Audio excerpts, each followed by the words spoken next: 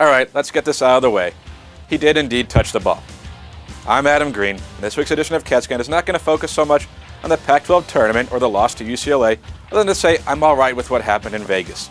Yes, I would have liked to have seen the Wildcats win the whole thing, and the way their run ended was pretty brutal, and a little amusing at the end, but mostly brutal. The reason I got a technical foul is because I said he touched the ball.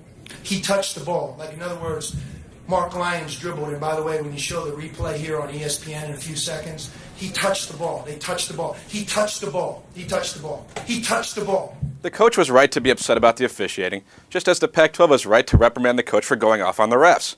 This was a calculated move by Sean Miller, and it's one that shows he's got his players' backs, and may provide something to rally around going forward.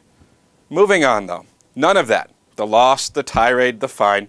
None of that is really what this weekend was all about. Just check out what I had to say last week.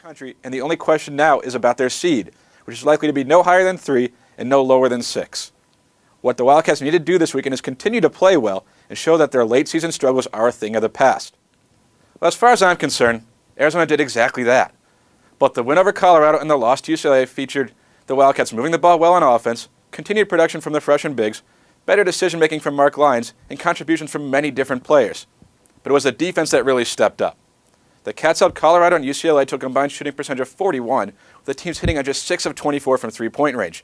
That's 25%, by the way. All season, Miller has said the team's chances for success lie with the defense, and if the last few games are any indication, they're back on track. The 6th seed out west, Arizona will need to be if they're going to knock off 11th seed Belmont in the first round of the NCAA tournament. And yes, I still call it the first round because I don't count that play-in garbage as a round.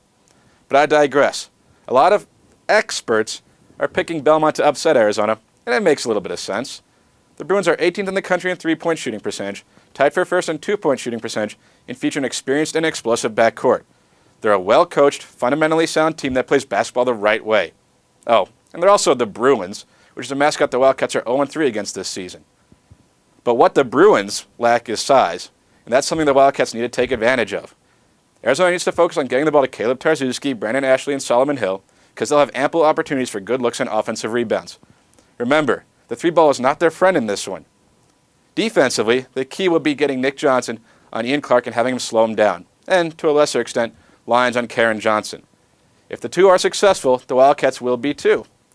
Belmont is a talented team, but they are an 11 seed. Arizona's size, athleticism, and depth should be too much for the Bruins, and that's just how it's supposed to be. Remember, an upset is an upset for a reason. While every Wildcats fan should be nervous about the tournament, the truth is they are more talented than their first opponent and should be able to advance. But that only goes for this round because after that, well, let's just say this will be an interesting tournament for a lot of teams. Well, that's all I've got for you this week.